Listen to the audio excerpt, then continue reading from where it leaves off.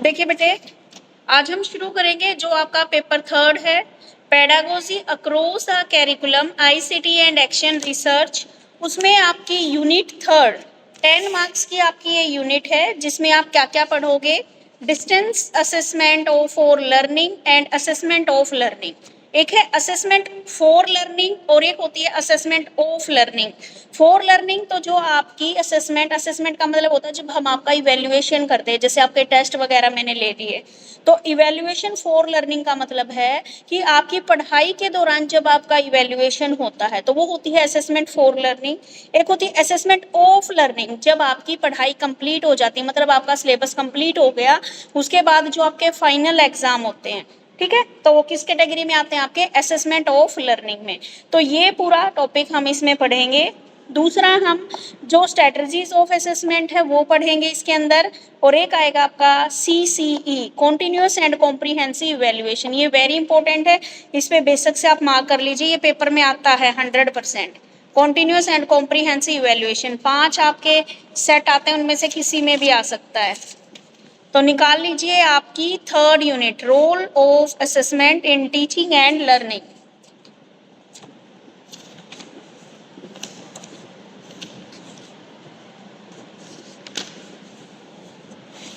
Role of assessment in teaching and learning में first आपका आता है मेजरमेंट से क्या अभिप्राय है। What do you mean by measurement, इसके कार्य बताइए। मेजरमेंट क्या है? मेजरमेंट का मतलब होता है किसी चीज को मापना, मेजर करना, ठीक है, ये होता है आपका क्या, मेजरमेंट होता है। ठीक है, जब भी हम किसी वस्तु की क्वांटिटिव जो यूनिट होती है उसको मेजर करना चाहते हैं, किसी स्थान की क्या है, हम क्या है, डिस्टेंस मेजर करना चाहते हैं, ठीक है, यानी कि जिस भी चीज का हम मापना चाहते हैं वही क्या कहलाता है, आपका मापन या मेजरमेंट कहलाता है। ठीक है, तो ऐसे ही हम क्या है, एजुकेशन में भी हम क्या करते हैं, मेजरमेंट करते हैं। ठीक है, तो उसको हम क्या बोलते हैं, मेंटली मेजरमेंट इसमें बोलते हैं। इसमें आपका IQ लेवल टेस्ट किया जाता है, आपका आपने कितना बच्चे को समझ में आया है, कितना बच्चे को समझ में नहीं आया है। ठीक है, मेजरमेंट विद्यार्थी की उसकी डेवलपमेंट को निश्चित करने का कार्य है। हम क्या है, एक स्केल का उपयोग करते हैं और उसके आधार पर क्या करते हैं, हम मेजर करते हैं। यहाँ पर अलग अलग लोगों ने क्या है, अलग अलग डेफिनेशन दी है। सबसे पहले बात आती है थोरनडाइक की। थोरनडाइक ने बोला कि जिस वस्तु का भी अस्तित्व है वह किसी न किसी मात्रा में, तो जो कुछ भी किसी की मात्रा में अस्तित्व है उसे मापा जा सकता। थोरनडाइक ये बोलते हैं आप कोई भी ऑब्जेक्ट ले लीजिए, कोई भी वस्तु ले लीजिए, ठीक है, उसका जो अस्तित्व होता है उसको, यानी कि जिस चीज को हम क्या कर सकते हैं, मेजर कर सकते हैं। ठीक है, यानी कि कोई भी वस्तु है जो इस संसार में उपस्थित है उसको हम क्या कर सकते हैं, मेजर कर सकते हैं। ठीक है, ऐसे ही क्या है, करलिंगर के अकॉर्डिंग मापन नियमानुसार वस्तु और घटनाओं को संख्या प्रदान करता है। ये इजी है, ये वाली कर लेना। करलिंगर के according measurement according to law, जो भी आपके ऑब्जेक्ट हैं, जो भी वस्तु हैं, उनको क्या करता है, एक संख्या प्रदान करता है। संख्या प्रदान करने का मतलब, जैसे मैंने अपना वेट मेजर किया तो मेरा वेट बता देगा कि 70 kg है, 72 kg है, मतलब उसमें बता देगा, ये एक निश्चित नंबर में हमें बता देगा। तो सिंपल सी भाषा में करना है आपको। मेजरमेंट क्या होता है, जब भी हम किसी वस्तु के बारे में संख्यात्मक मात्रा में उसके बारे में जानना चाहते हैं, उसका मापन करते हैं, तो वही क्या कहलाता है, हमारा मेजरमेंट कहलाता है। और अगर हम एजुकेशन के उसमें देखें तो हम क्या मेजर करते हैं, हम बच्चे की अचीवमेंट्स को मेजर करते हैं कि बच्चे ने कितना अचीव किया है, कितना नहीं किया है। ठीक है, अब यहाँ पर बात आती है, पॉइंट 3 है एजुकेशन में, ये भी उन्होंने दिया लंबाई चौड़ी, यहाँ से आ जाओ। वास्तव में क्या है, जो मेजरमेंट है वो प्रोसेस है जिसमें वेरिएबल्स के जो परिणाम है, जो रिजल्ट है, उसमें बदलाव आ जाता है। ठीक है, यानी कि जो भी वेरिएबल्स हैं उनकी जो सिचुएशन है वो चेंज हो जाती है। अब यहाँ पर कौन कौन से वेरिएबल आप पढ़ोगे, वेरिएबल, एक तो आपकी एबिलिटीज, एक आपकी अचीवमेंट, एक आपका एटीट्यूड और एप्टीट्यूड, और एक आपके थ्रेड्स।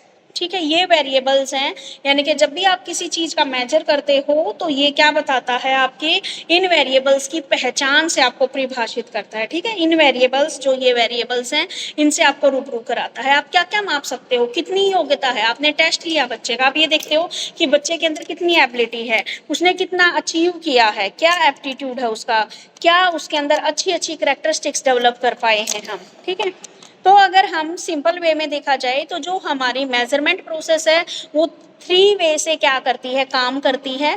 पहला कैसे, किसी भी वस्तु के वेरिएबल की पहचान, सबसे पहले तो क्या कोई वस्तु है, कोई भी ऑब्जेक्ट है, उसको मापने से पहले उसके वेरिएबल्स को आइडेंटिफाई करना कि हमें क्या है, इसकी एबिलिटी मापनी है या फिर ये मापना है कि इसने कितना अचीव किया है, नहीं किया है, या हमें ये देखना है कि इसने इसके अंदर कौन कौन से अच्छे गुण विकसित हुए हैं, कौन सी चीज़ को हमें मापना है, सबसे पहले तो हमें आइडेंटिफाई करना है।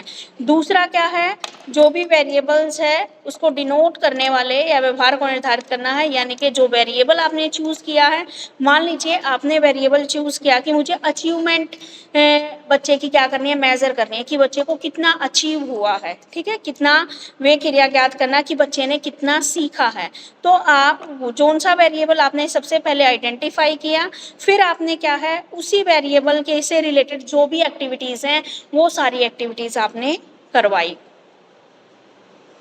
उसके बाद तीसरा क्या देखते हो, जो आपके बिहेवियरल चेंज है उनके परिणामों को प्राप्तांक के बदले में प्रक्रिया का प्रतिपादन करना, यानी कि जितने भी आपका जो बिहेवियरल जो आपका चेंजेज है उसमें कितने अंक आपने प्राप्त किए हैं, पहले कितने थे, यही आपको क्या करना है इसमें बताना है। ठीक है बेटा, जितने भी बच्चे बाद में जुड़े हैं मैं उनको बता दूं, पेपर थर्ड जो है मैंने स्टार्ट करा रखा था वही कंटिन्यू करा रही हूँ।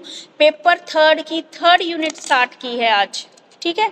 बस फर्स्ट वाला पॉइंट ही हम कर रहे हैं, what do you mean by measurement. Measurement क्या होता है, जब किसी वस्तु को हम मापते हैं उसका आंसर बताते हैं कि कितना इसमें वजन है या कितनी इसकी हाइट है या कितने किसी चीज़ की दूरी है, तो ये सारी चीज़ें किसके अंदर आती है, आपकी मेजरमेंट के अंदर आती है। ठीक है, तो मेजरमेंट के लिए इन्होंने तीन चीज़ें बताई हैं, तीन वेरिएबल होने चाहिए। सबसे पहले आपको आइडेंटिफाई करना है कि आप कौन से वेरिएबल का मेजरमेंट कर रहे हो।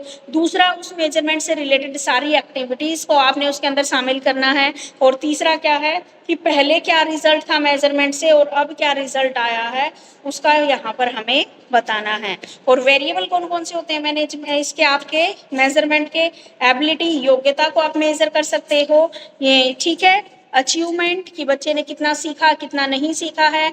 एप्टीट्यूड कि फ्यूचर में क्या कर सकता है, उसके अंदर कैसा एप्टीट्यूड है, उसके कौन कौन से गुण हैं जो उसके बिहेवियर में परमानेंट है या उससे संबंधित है। तो ये वेरिएबल सारे हमारे किसके अंदर आते हैं, मेजरमेंट के अंदर आते हैं। ठीक है, तो ये था मेजरमेंट का छोटा सा मीनिंग कि मेजरमेंट होता क्या है और क्या इसके कार्य हैं। क्लियर है मैम? एक बार असेसमेंट ऑफ लर्निंग का मतलब बता दीजिए। असेसमेंट ऑफ लर्निंग का मतलब होता है बेटा, अभी आएगा, ये पूरा आएगा तुम्हारा आगे, पूरा टॉपिक आएगा, लेकिन एक बार बता देती हूँ मैं। असेसमेंट ऑफ लर्निंग जब आपकी कंप्लीट हो गया, यानी कि मैंने पूरा कंप्लीट कर दिया तुम्हारा ये सिलेबस, अब तुम्हारे फाइनल एग्जाम होने हैं, तो वो क्या है, असेसमेंट ऑफ लर्निंग। ठीक है, यानी कि आपके पूरी बुक होने बाद आपके फाइनल जो एग्जाम होते हैं वो हो गए असेसमेंट ऑफ लर्निंग। और असेसमेंट फॉर लर्निंग, जैसे बीच बीच में मैं तुम्हारे टेस्ट लेती हूँ ना, वे होते हैं असेसमेंट फॉर लर्निंग। ठीक है, आपकी पढ़ाई के साथ साथ आपका इवेल्युएशन जो होता है वो आता है असेसमेंट फॉर लर्निंग में, और जो आपके फाइनल एग्जाम आते हैं वो आते हैं आपके असेसमेंट ऑफ लर्निंग में। Okay ma'am. ठीक है, अभी ये क्लियर हो जाएगा। अभी एक दो पेज के बाद यही क्वेश्चन है आपका, असेसमेंट फॉर लर्निंग और असेसमेंट ऑफ लर्निंग वाला।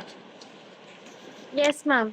ठीक है, उसके बाद बात आती है मेजरमेंट क्या होता है, ये आपने पता कर लिया। अब बात आती है इवैल्यूएशन से आपका क्या अभिप्राय है और इवैल्यूएशन की विशेषताएं बताइए। ठीक है, तो इवैल्यूएशन क्या है हमारा एजुकेशन के एरिया में, इवैल्यूएशन बहुत इंपॉर्टेंट। इवैल्यूएशन क्या है, इवैल्यूएशन में ये देखना है कि एक बच्चे ने कितना सीखा है कितना नहीं सीखा है। ठीक है, इसमें हम ये देखते हैं कि एक ने, यानी कि इवैल्यूएशन वो प्रोसेस है जिसमें हम क्या करते हैं, एक स्टूडेंट का एनालिसिस करते हैं कि इस स्टूडेंट ने ड्यूरिंग अपने कोर्स वर्क क्या सीखा है क्या नहीं सीखा है। ठीक है, तो ये क्या होती है आपकी एक ब्रॉड आपकी क्या होती है प्रोसेस होती है। इसमें केवल आपके नॉलेज पर्सपेक्टिव को नहीं देखा जाता, बल्कि आपके कॉग्निटिव के साथ साथ आपके इफेक्टिव और जो फंक्शनल डोमेन है उनको भी यहाँ पर देखा जाता है। खाली माइंड को नहीं देखा जाता इवैल्यूएशन में, आपका क्लास में कैसा बिहेवियर है, आपके कैसे आप व्यवहार कर रहे हो बच्चों के साथ। ठीक है, आपकी इंटरनल असेसमेंट भी होती है। ठीक है, तो इसने बोला है कि इवैल्यूएशन का उद्देश्य है छात्रों की प्रोग्रेस प्रोग्रेस का क्या करना है, आपको ऑब्जर्व करना है कि बच्चे को कितना समझ आया है, कितना समझ नहीं आया है। आपको लगता है कि इवैल्यूएशन और जो आपका क्या होता है मेजरमेंट, वो सेम सी चीजें हैं। देखो मेजरमेंट तो क्या कर रहे हैं हम, बाकी चीजों के लिए क्या यूज कर रहे हैं हम, मेजरमेंट वर्ड यूज कर रहे हैं, है तो वही मापने वाली चीजें। और लेकिन जब एजुकेशन में हम जब मेजरमेंट करते हैं तो उसको किसका नाम दिया गया है, इवैल्यूएशन का नाम दिया गया। बातें वही हैं, इसमें हम क्या कर रहे हैं, माप रहे हैं कि बच्चे के कितने नंबर आए हैं, कैसा उसका बिहेवियर है। क्वालिटेटिव और क्वांटिटेटिव दोनों एस्पेक्ट को हम यहाँ पे लेके चलते हैं। लेकिन जो मेजरमेंट होता है वो सिर्फ क्या है आपका क्वांटिटेटिव, सिर्फ संख्याओं में ही आपको रिजल्ट देता है। इवैल्यूएशन आपका संख्याओं के साथ साथ आपका गुणात्मक, ठीक है, क्वालिटेटिव और क्वांटिटेटिव दोनों तरीके से क्या करता है, आपको आंसर करता है। क्वांटिटेटिव में तो क्या हो गया, आपके एग्जाम हो गए, एग्जाम में आपके नंबर मिल गए। और जो इंटरनल असेसमेंट है वो कैसे करे, आपका क्लास में बिहेवियर को ऑब्जर्व किया जाता है, आप कितना कैसे बिहेवियर कर रहे हैं क्लासरूम में, आप उसमें अनुशासन में रहते या नहीं रहते हो। तो ये सारी क्या हो गया, आपकी क्वालिटीज को देखा जाता है, बच्चे के अंदर क्या क्या क्वालिटीज हैं, ठीक है। तो वो किसके बिहाफ पे होता है, वो आपकी पर्सनल असेसमेंट के बिहाफ पे होता है, ठीक है। तो इवैल्यूएशन क्या है, एक कंटिन्यूअस चलने वाली प्रोसेस है। According to education commission, evaluation is a continuous process, ठीक है, एक लगातार चलने वाली प्रोसेस है जो एजुकेशन सिस्टम का क्या है, एक इम्पोर्टेंट पार्ट है, ठीक है। इसमें जो स्टूडेंट है उसकी टीचिंग, उनकी लर्निंग से रिलेटेड हैबिट और उनकी शिक्षक की जो टीचिंग मेथड है उस पर उसके ऊपर इसका प्रभाव पड़ता है। इवैल्यूएशंस के मेथड वांछित दिशा में छात्र के विकास के समय में प्रमाण संग्रहित करने का साधन है। यानी कि जो आपका एजुकेशन कमीशन 1966 है वो ये बताता है कि जो इवैल्यूएशन है वो एक कंटिन्यूस चलने वाली प्रोसेस है। ये क्या है, हमारा एजुकेशन का क्या एक इम्पोर्टेंट पार्ट है। भाई इवैल्यूएशन होगा तभी तो हमें पता लगता है कि कितने बच्चे के कैसे मार्क्स आए हैं, तभी इवैल्यूएशन के आधार पर ही बच्चा क्या है फर्स्ट से लेकर सेकंड में, सेकंड से लेकर ऐसे करते करते हुए बड़ी क्लासेस में पहुंच जाता है। तो ये कंटिन्यूस चलने वाली प्रोसेस है। इसमें छात्र की, स्टूडेंट की हैबिट के साथ साथ टीचर की भी टीचिंग मेथड का प्रभाव पड़ता है, ठीक है। मान लीजिए मेरी क्लास में अगर 100 बच्चे हैं, 100 के 100 बच्चे फेल हो जाते हैं तो मतलब टीचर की जो टीचिंग स्टाइल है उसमें गड़बड़ है। अगर 100 में से मान लें 99 बच्चे पास हो गए, एक बच्चा फेल हो गया, तो भाई ये बच्चे का खुद का फॉल्ट है, ठीक है, ये माना जाता है, ठीक है। तो ये बताया गया है इवैल्यूएशन क्या होता है। तो इवैल्यूएशन क्या है, कंटिन्यूस चलने वाली प्रोसेस है। इसमें हम ऑब्जर्व करते हैं बच्चे के बिहेवियर को भी और उसके, यानी कि हम क्वालिटेटिव और क्वांटिटेटिव दोनों तरीके से हम क्या कर रहे हैं, मेजरमेंट कर रहे हैं। आगे है आपकी इवैल्यूएशन की क्या क्या विशेषताएं हैं, मेरे को बताइए। न इसका आपको क्लियर है मीनिंग, ठीक है। अब देखते हैं इवैल्यूएशन की क्या क्या कैरेक्टरिस्टिक्स हैं, ठीक है। कैरेक्टरिस्टिक्स ऑफ इवैल्यूएशन, इवैल्यूएशन एक कंटिन्यूअस चलने वाली प्रोसेस है, ठीक है। इसमें आपकी क्या होता है, इसमें मेजरमेंट और आपका जो भी पेपर वगैरह है दोनों चीजें इसमें शामिल है। दोनों चीजें मतलब आपका क्वालिटेटिव और क्वांटिटेटिव, गुणात्मक और संख्यात्मक दोनों तरीके का होता है, ठीक है। इसमें ये संख्यात्मक होना, ये तो बता दिया मैंने। इवैल्यूएशन का संबंध छात्र की क्या है, ओवरऑल पर्सनैलिटी डेवलपमेंट से होता है। इवैल्यूएशन का जो रिजल्ट होता है वो बच्चे की सक्सेस और अनसक्सेस के बारे में, सक्सेस या फेलियर के बारे में बताता है। इवैल्यूएशन एक पॉजिटिव प्रोसेस है। इवैल्यूएशन के द्वारा एजुकेशन को ऑब्जेक्टिव, इवैल्यूएशन द्वारा शिक्षा का उद्देश्य केंद्रित बनाया जाता है। यानी कि इवैल्यूएशन के द्वारा ही हम अपनी जो पढ़ाई है उसको क्या एक ऑब्जेक्टिव मिलता है। ऑब्जेक्टिव मिलने का मतलब, मान लीजिए मेरा इवैल्यूएशन और मेरे अच्छे नंबर नहीं आए तो मैं अगली बार के लिए क्या कोशिश करूंगी कि अगली बार मेरे और भी अच्छे मार्क्स आए, ठीक है। तो ये क्या है, आपको गोल ओरिएंटेड बनाती है। इवैल्यूएशन क्या है, आपको गाइडलाइंस प्रोवाइड करता है। ये एक सोशल प्रोसेस है, ठीक है। ये एक व्यक्ति के सभी पक्षों के मूल्यांकन करता है और दूसरी ओर इस बात की जांच करता है कि शिक्षा का संचालन समाज की आवश्यकताओं, आदर्शों के अनुसार हो रहा है या नहीं है। इवैल्यूएशन क्या है, एक सहकारी प्रक्रिया है। इसमें छात्र, शिक्षक और अभिभावक सभी स्रोतों का आवश्यक सहयोग से शिक्षण प्रक्रिया से संबंधित आवश्यकता इकट्ठी है उसके बजाय पर इसमें क्या किया जाता है, एक कोऑपरेटिव प्रोसेस है। इसमें टीचर भी कोऑपरेट करते हैं, स्टूडेंट भी कोऑपरेट करते हैं और उसके आधार पर क्या है, बच्चे की प्रोग्रेस का इवैल्यूएशन किया जाता है। ये क्या है, एक डिसीजन मेकिंग प्रोसेस है। इसी के आधार पर हम क्या है कि जो हमारे एजुकेशनल ऑब्जेक्टिव्स हैं उनके अनुसार एजुकेशन किस सीमा तक सक्सेस हुई है, कौन कौन सी एक्टिविटीज़ हमारे लिए उपयोगी हैं, कौन सी उपयोगी नहीं है, ठीक है। बच्चों का जो बिहेवियर है किस सीमा तक हुआ है, बच्चों के लिए क्लास में किए गए लर्निंग अनुभव प्रवाह, यानी कि बच्चों के क्लास में जो भी हमने लर्निंग एक्टिविटी करवाई वो कितनी इफेक्टिव रही या नहीं रही, ये सब क्या है हमें इवैल्यूएशन के आधार पर पता लगता है, ठीक है। मुझे बताइए, सो तो नहीं गए हो, यहाँ तक आ गया समझ में?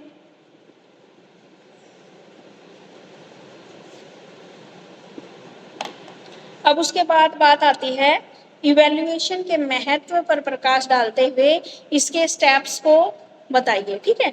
अब हमें बताना है इंपॉर्टेंस क्या है हमारी, ठीक है।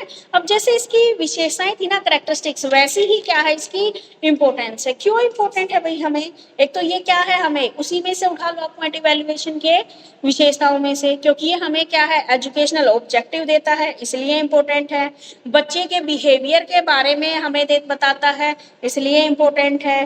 टीचर की जितनी भी एक्टिविटीज हैं इनके थ्रू ही उसको क्या है पता लगता है कि कहाँ तक प्रोग्रेस हुई है या नहीं हुई है, ठीक है। टीचर की जो टीचिंग मेथड है वो कहाँ तक सफल हुए हैं नहीं हुए हैं, ये बात भी कौन बताता है, इवैल्यूएशन बताता है, ठीक है। और ये क्या करता है, हमें एजुकेशन के रिगार्डिंग हमें क्या है गाइडलाइंस देता है, ठीक है। ये सारी बातें किसमें आती हैं, इवैल्यूएशन के इम्पोर्टेंस में। उसके बाद टीचर, टीचिंग प्रोसेस और छात्र, देखो भाई तीनों की क्या क्या यहाँ पर एक्टिविटी है टीचिंग लर्निंग प्रोसेस या फिर इवैल्यूएशन के प्रोसेस के दौरान। एक मिनट में पानी पी लेती हूँ।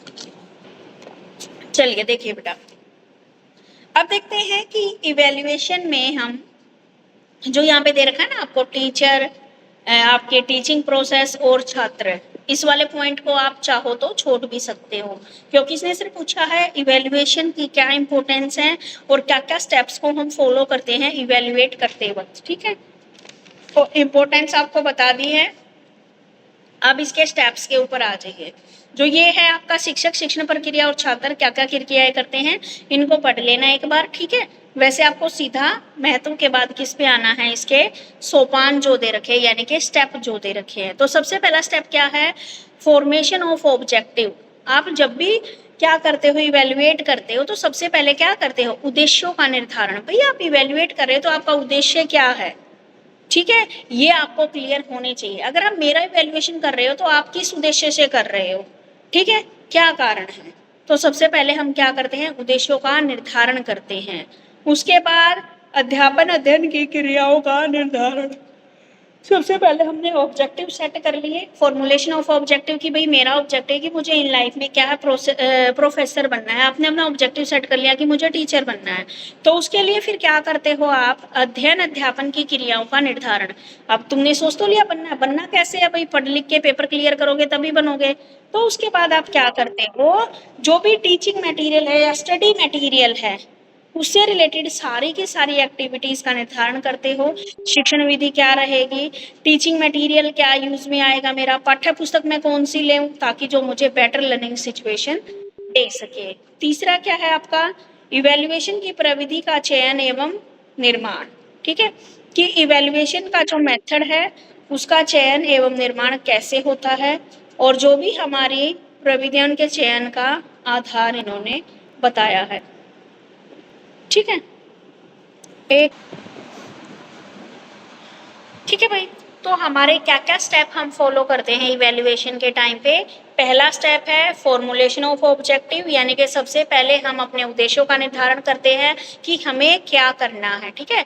दूसरा, हम वो सारी एक्टिविटीज का हम फॉर्मेशन करते हैं जो हमारा किस में काम आएगी, इवैल्यूएशन के टाइम पे, ठीक है। तो इवैल्यूएशन के मेथड का चयन करते हैं, ठीक है। और उस चयन के आधार पर हम क्या करते हैं, फिर इवैल्यूएशन करते हैं, फिर हम क्या क्या बिहेवियर है उसके बारे में रिजल्ट देते हैं, ठीक है, उसकी ऑब्जेक्टिविटी के बारे में बताते हैं। तो ये स्टेप इन्होंने यहाँ पे बता रखे हैं, ठीक है, इवैल्यूएशन के लिए कि 3 ही स्टेप ये मेन लेते हैं। क्या होता है, इवैल्यूएशन क्यों करना है, इवैल्यूएशन किसका करना है, और इवैल्यूएशन कैसे करना है, ठीक है। मान लो मैं आपको इवैल्यूएशन का काम दे दूं कि भाई आपको इवैल्यूएट करना है, तो आप सबसे पहले आपका यही बात है कि इवैल्यूएशन क्यों करना है, भाई क्या काम है, क्यों मैं उसके ऊपर निगरानी रखूं। दूसरा, किसका करना है, भाई आपको पहले पता तो होना चाहिए ना कि आपको ऑब्जर्वेशन या इवैल्यूएशन करना किसका है, कैसे करना है। हाँ जी, ये 3 क्वेश्चन आप सबसे पहले करते हो। तो यही क्या है, इसके स्टेप्स में बताए गए हैं कि सबसे पहले क्यों करना है, यानी कि उद्देश्य का निर्धारण होना चाहिए। उसके बाद किसका करना है, तो उसके लिए क्या करते हैं, आप क्रियाओं का निर्धारण करते हैं, इवैल्यूएशन के मेथड का चयन करते हैं, कैसे करना है वो आ जाता है आपका इवैल्यूएशन का मेथड, कौन कौन से मेथड यूज करके आप इवैल्यूएशन करोगे, जिसमें आप शैक्षणिक उद्देश्यों के अनुरूप भी या बिहेवियर के वस्तुनिष्ठ हो सकता है, और इजीली टू यूजेबल, ठीक है, सरलता से प्रयुक्त किया जा सकता है। तो ये इसने कुछ स्टेप यहाँ पे बताए हैं। क्लियर है यहाँ तक, इवैल्यूएशन क्या होता है, इवैल्यूएशन की क्या विशेषताएं हैं, इवैल्यूएशन की क्या इंपॉर्टेंस है, और इवैल्यूएशन के लिए क्या क्या स्टेप्स हम फॉलो करते हैं। यहाँ तक क्लियर ऑल, ठीक है बेटे। उसके बाद बात आती है आपकी इवैल्यूएशन में और मेजरमेंट में क्या डिफरेंस है, ठीक है। मेजरमेंट क्या होता है भाई, क्वालिटेटिव नेचर का होता है। इवैल्यूएशन आपका इन्होंने गलत लिखा है, दोनों टाइप का होता है, क्वालिटेटिव भी एंड क्वांटिटेटिव भी। यानी कि कुछ चीज़ों में, कुछ सब्जेक्ट में तो आपको क्या है, मार्क्स मिलते हैं, और कुछ सब्जेक्ट में आपको क्या है, ग्रेड पॉइंट मिलते हैं, ठीक है।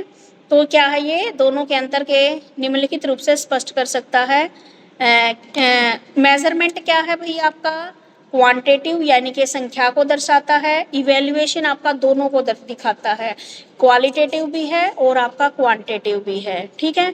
मेजरमेंट क्या होता है, सिर्फ एक ही चीज के एस्पेक्ट को ले रहा है, अगर वह मेरी हाइट माप रहा है तो वह मेरी हाइट के बारे में ही बताता है।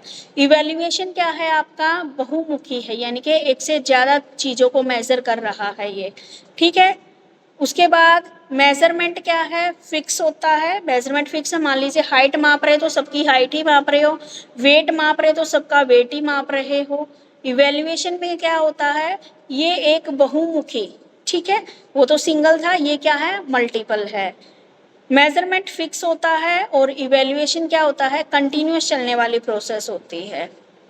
मेजरमेंट किसी परंपरागत प्रशिक्षण एवं परीक्षाओं तक ही सीमित है। मेजरमेंट तो क्या है, आपकी जो परीक्षाएं हैं उनके नंबर बताने तक या आपकी हाइट वगैरह नंबर बताने तक ही सीमित है। और जो आपका इवैल्यूएशन है वो आपके एप्टीट्यूड को बताता है, आपके एटीट्यूड को बताता है, आपकी एजुकेशनल अचीवमेंट्स को दर्शाता है, क्या क्या स्किल्स हैं उनको दिखाता है, ठीक है, आपकी फिजिकल डेवलपमेंट को, मेंटल डेवलपमेंट को, आपकी मोरल डेवलपमेंट को और आपकी सोशल डेवलपमेंट सबको ये दिखाता है। और मेजरमेंट में क्या है, आप क्या कर सकते हो, आप क्लासीफाई कर सकते हो, आप सिलेक्ट कर सकते हो, आप आपस में तुलना कर सकते हो बच्चों की, भविष्यवाणी यानी कि आगे फोरकास्टिंग फॉर फ्यूचर, ठीक है, ये चीज़ें आप किस में करते हो, मेजरमेंट में करते हो। तो मुझे बताइए मेजरमेंट और इवैल्यूएशन में डिफरेंस समझ में आया या फिर बताऊं।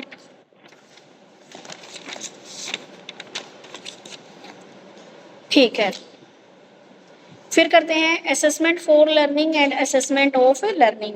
इसमें डिफरेंस हम अभी पढ़ते हैं।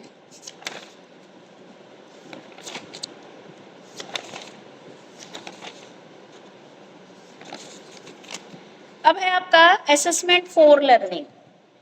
असेसमेंट फॉर लर्निंग और असेसमेंट ऑफ लर्निंग में क्या डिफरेंस है।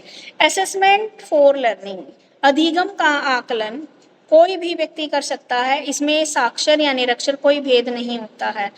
असेसमेंट फॉर लर्निंग क्या है, इसको कोई भी व्यक्ति कर सकता है। और असेसमेंट ऑफ लर्निंग का मतलब है इसके लिए व्यक्ति को क्या है, पढ़ा लिखा होना या ज्ञानी होना जरूरी है। जो असेसमेंट फॉर लर्निंग है वो आपका थ्योरेटिकल ज्ञान का उपयोग हम क्या करते हैं, हमारे प्रैक्टिकल जीवन में कैसे करना है, इसकी शिक्षा प्रदान करता है। यानी कि लर्निंग फॉर असेसमेंट का मतलब है कि ये क्या है, एक थ्योरेटिकल नॉलेज है जिसको हम क्या करते हैं अपने रियल लाइफ जीवन में किस तरीके से यूज करना है, उन तरीकों को यहाँ पर बताया गया है।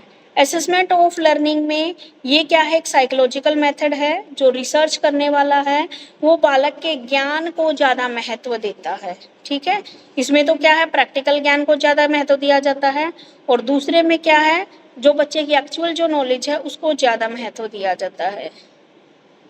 उसके बाद है आपका असेसमेंट फॉर लर्निंग का कोई भी निश्चित पद्धति नहीं है, केवल व्यक्ति अपने अनुभव और ज्ञान के आधार पर ही असेसमेंट फॉर लर्निंग के बारे में बताता है।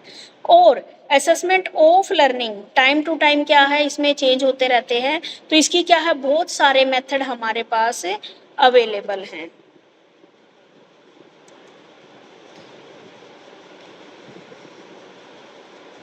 तीन पॉइंट बताए हैं मैंने, कौन कौन से, एक तो असेसमेंट फॉर लर्निंग कोई भी कर सकता है, और असेसमेंट ऑफ लर्निंग के लिए सिर्फ एक जो एलिजिबल पर्सन है वही कर सकता है। असेसमेंट फॉर लर्निंग में हम क्या कर रहे हैं, प्रैक्टिकल नॉलेज का उपयोग हम कहाँ पर कर रहे हैं, अपनी रियल लाइफ में कर रहे हैं। और असेसमेंट ऑफ लर्निंग क्या है, जो साइकोलॉजिस्ट हैं या कोई भी रिसर्च करने वाला बच्चा है या व्यक्ति है, वो इन पद्धतियों का निर्माण करता है, और इन पद्धतियों में समय समय पर चेंज होते रहते हैं। ठीक है, यानी कि इसमें ये 3 पॉइंट मैंने अब तक बताए हैं। तो असेसमेंट फॉर लर्निंग और असेसमेंट ऑफ लर्निंग के 3 पॉइंट क्लियर हैं।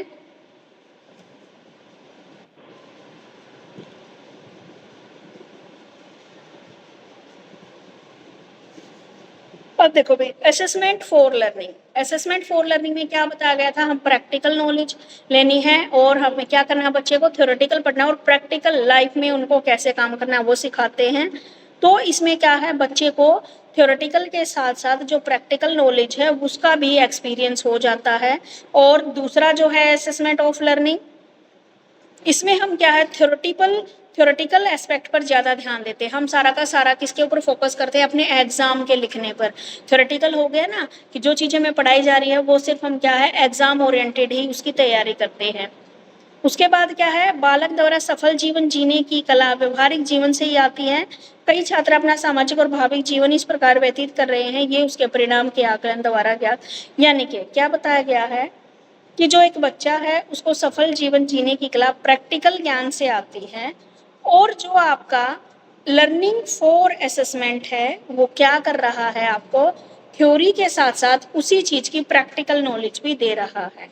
ठीक है, और असेसमेंट ऑफ लर्निंग क्या है, ये एक संरचनात्मक प्रोसेस है जिसका मुख्य उद्देश्य है छात्रों के लर्निंग की प्रोसेस को क्या करना है, एडजस्ट करना है। इसका आकलन जो असेसमेंट फॉर लर्निंग है, इसका आकलन हम क्या है, बच्चा जो भी सोशल एक्टिविटीज कर रहा है या समस्या का जो समस्या कोई आ गई है तो उसी टाइम पे करते हैं। इसके द्वारा बच्चा सैद्धांतिक या पुस्तकीय अभ्यास, समस्याओं का समाधान, इसमें क्या करता है बच्चा, जो असेसमेंट फॉर लर्निंग है उसमें तो क्या कर रहा है, वह अपनी आज तक की जितनी नॉलेज उसने ग्रहण की थी उसके आधार पर वह प्रॉब्लम को सोल्व करता है। और असेसमेंट ऑफ लर्निंग में क्या है, बच्चा अपनी प्रॉब्लम्स को बुक्स में, डिक्शनरी में, उन चीज़ों में ढूंढता है।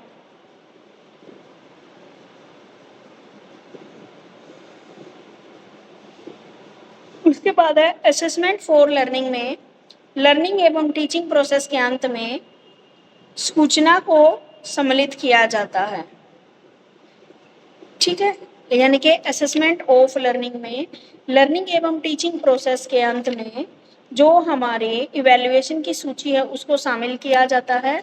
असेसमेंट ऑफ लर्निंग में सूचना अधिगम एवं शिक्षण प्रक्रिया के माध्यम में ही एकत्रित किया जाता है। यानी कि असेसमेंट ऑफ लर्निंग के लिए जितनी भी इंफॉर्मेशन है उनको हम क्या करते हैं, लर्निंग और टीचिंग से रिलेटेड उनको क्या कर लेते हैं, कलेक्ट कर लेते हैं।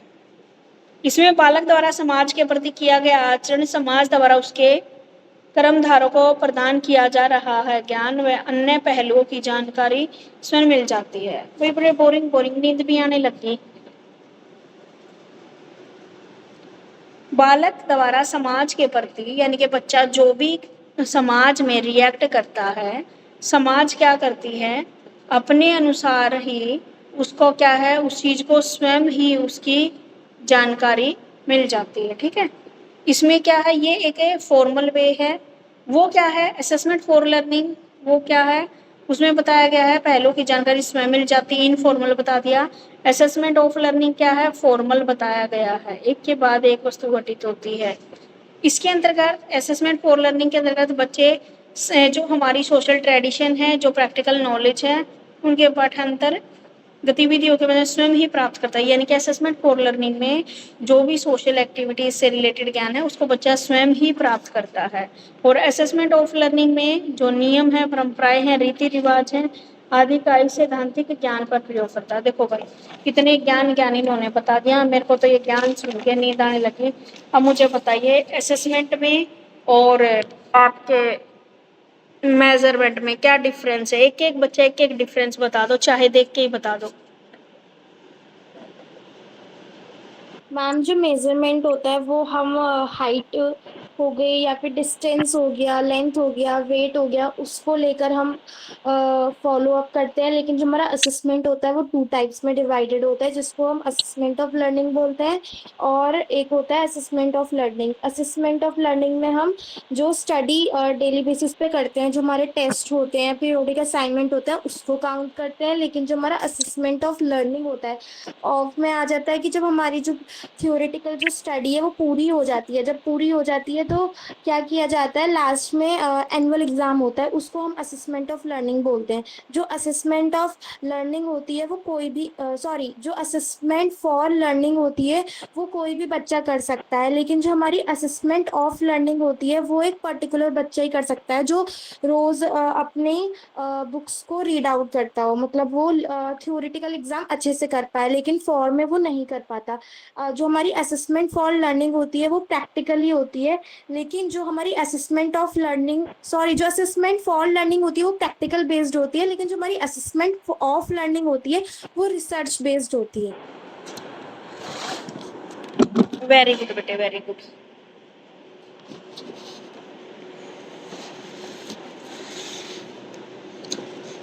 समझ में आ गया बेटा सबको?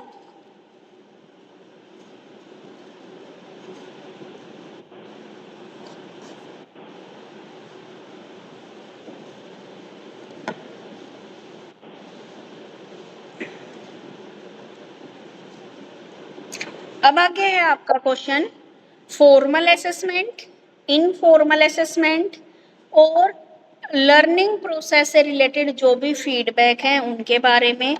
ठीक है, फिर आता है आपका एक फॉर्मेटिव असेसमेंट होता है, एक आपकी क्या होती है, सबमिटिव असेसमेंट होती है। ठीक है, आप लोग भी अभी +2 पास आउट करके आए हो तो ऐसा ही था आपका, कुछ मंथली टेस्ट होते थे उनको फॉर्मेटिव असेसमेंट बोलते हैं। और जो आपके क्या होते हैं, जो फाइनल एग्जाम होते हैं या फिर मान लीजिए एक बार आपके 6 मंथ में होते हैं एंड में, तो एक बार होते थे आपके SA1 और SA2 आपके बिल्कुल फाइनल होते हैं।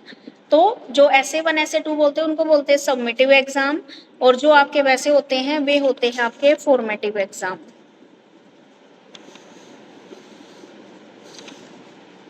ठीक है, हिंदी में जो फॉर्मेटिव है उसको तो बोला गया है निर्माणात्मक मूल्यांकन, और जो आपका दूसरा है उसको बोला गया है संकलनात्मक मूल्यांकन।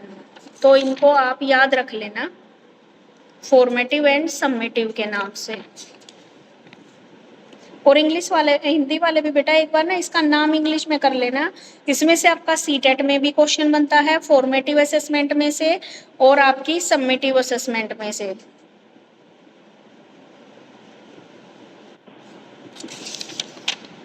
ठीक है, तो ये कल कराऊंगी।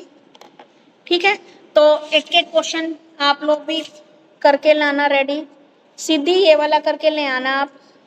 फॉर्मेटिव असेसमेंट क्या है, फॉर्मेटिव असेसमेंट की क्या कैरेक्टरिस्टिक्स हैं और इसके क्या लाभ हैं। ठीक है, मैम लाभ को इंग्लिश में वो बोलते हैं ना, मेरिट। मेरिट बोल दो, एडवांटेजेस बोल दो, बेनिफिट बोल दो, यस मैम। तीनों का एक ही मीनिंग है।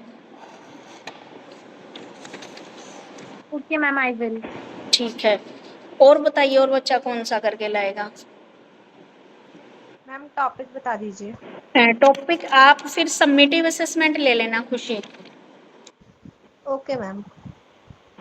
मैम एक बार बोल दीजिए वो फॉर्मेटिव में क्या क्या करके लेकर आना है, करेक्टरिस्टिक्स, एडवांटेजेस और फॉर्मेटिव। हाँ जी, what do you mean by formative assessment, its characteristics and advantages of formative assessment.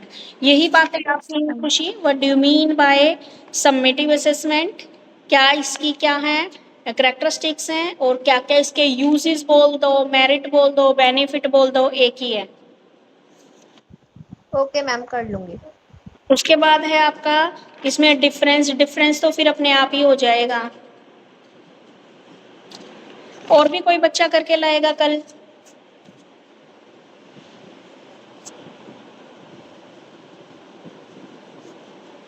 Ma'am इसमें एक और टॉपिक है, स्ट्रैटेजीज फॉर फॉर्मेटिव असेसमेंट। आगे आएगा बेटा ये अगला टॉपिक, ओके मैम। ये मैं करा दूंगी, कोई दिक्कत नहीं है। ये ना बार बार बोलते बोलते, अकेले बोलते बोलते गला सूख गया बिल्कुल। ठीक है, तो आज के लिए बस इतना ही कराऊंगी, बाकी कल की क्लास में कराऊंगी।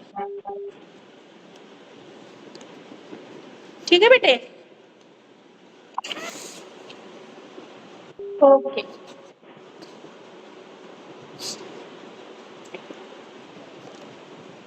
लीव कर सकते हो आप लोग।